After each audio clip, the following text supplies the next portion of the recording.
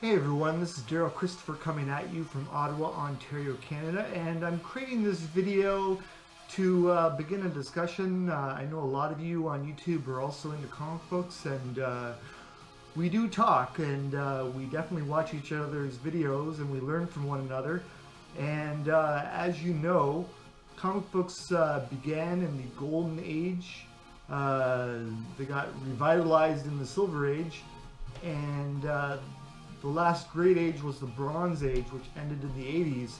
And then we had the 1990s, which I've come to describe as the Quartz Age, because it was the height of popularity with comic books. There was millions of comic books being printed, but like with quartz, there is gold in quartz, but you have to go through a lot of quartz to find the gold. And there were some great issues that made a lot of return on investment when it came to things like the first appearance of Deadpool, or the first appearance of Spider-Man's black costume, first appearance of Venom, things like that. But for all those issues, there's a lot that look very much dated, like they're just so 1990s now. A lot of books that they printed way too many copies of. They were going for that collector's edition angle with the embossed holographic covers, and ultimately those issues haven't gone up in value at all. The great majority of them are sitting in warehouses gathering dust because of the oversupply. And basically it was like everyone thought in the 1990s that because things had gone up so much in value from the Golden Age to the Bronze Age, that the same thing would happen in the 90s. And it simply didn't happen. It was like everyone was into it as an investment, and because of that oversupply, things just didn't gain in value. And there's definitely some issues that I thought, you know, when I bought them, I thought for sure they'd go up. And I go to the Comic Cons and I see them there in packs, and they're the same price they were back in the day. And you can buy the whole set probably sometimes cheaper than what it originally came out for. You can always get like special deals at the cons. So yeah, it was pretty disappointing. And it was partially what happened in the 1990s that got me out of comic books. But then in the 21st century, getting into the second decade, the 10s, I got back into comic books big time. I gave up on clubbing and raving and putting my money into party favors, and put my money into comic books and giving my mind something to read, and creativity and imagination. And where imagination ends, reality begins. So I decided to invest my money into geek culture and things that empower my life and inspire me, rather than things that destroy me. So that's why I got back into comic books. And I call the current age the Twilight Age. And why would I call it that? Is because basically comic books have become a boutique item. Basically, they're lucky now if they print you know, a few 100,000 copies of it, because it is the boutique stores. Like, I probably wouldn't even be collecting if I didn't live close to the comic book shop. And another shop in town, the Silver Snail, just closed from lack of business. So we're down to very few shops now. The younger generation are into the digital comics, and people, you know, find that it takes too much space to get the paper tactile copy. I'm old school. I'm in my 4th decade, so I love the feel of paper.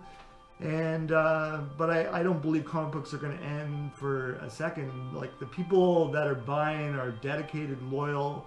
There's a lot of different marketing techniques in terms of variant covers to make some issues more rare and, you know, more valuable than others. From what I've seen, every issue that I've bought has either stayed at its value that I purchased it for, or has gone up tremendously, which is a great thing.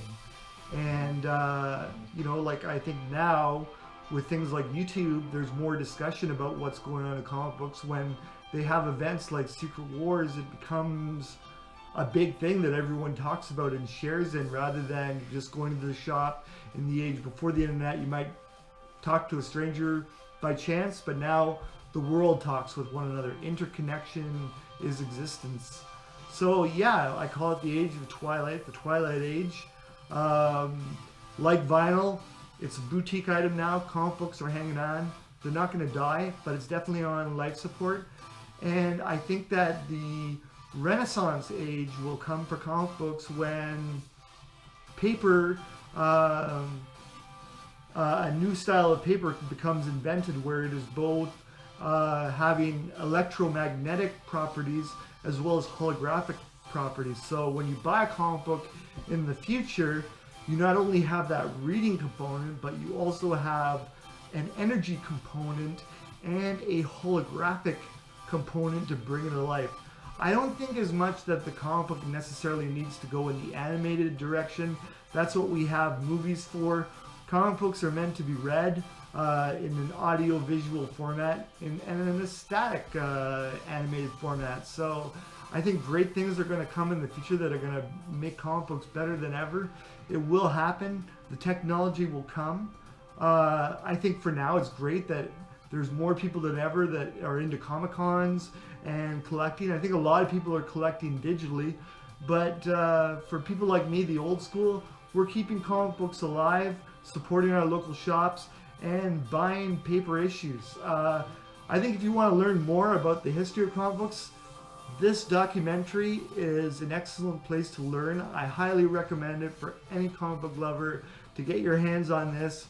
Learn about the history of comic books from the Golden Age to the Bronze Age to the present age, and how everything has gone in terms of relating to what happens in the movies based upon what happens in comic books. And it's very well done. It's worth your time to watch. It's worth your time to add to your video collection. So there you have it, everyone. That's why I call the current age the Twilight Age, why I call the upcoming age the Renaissance Age, and why I call the 1990s age of oversupply, peak popularity, and the overabundance of collector's edition formats with limited numbers of issues that gained in good value, the Quartz Age. So thank you very much, everyone, for your time. As always, first and foremost, my awesome subscribers, please subscribe if you like my videos. If I don't subscribe to you, please send me a message and I will subscribe to you. I'm not a snoot. I'm equal opportunity for everyone. Thank you to the comic book lovers who are part of the YouTube community, sharing and watching these videos. We watch one another and learn from one another. Thank you so much. Thank you for the people bored at work and willing to watch anything and want to learn about comic books and came across this video. And thank you to the to the YouTube lovers who stumble upon this video. It's a random video to them, but they want to learn about comic books and you watch it. Thank you so much, everyone. Take care and goodbye, and stay tuned as always for more videos right here on the Reverie Soul YouTube channel from Daryl Christopher. Take care, everyone. Bye-bye.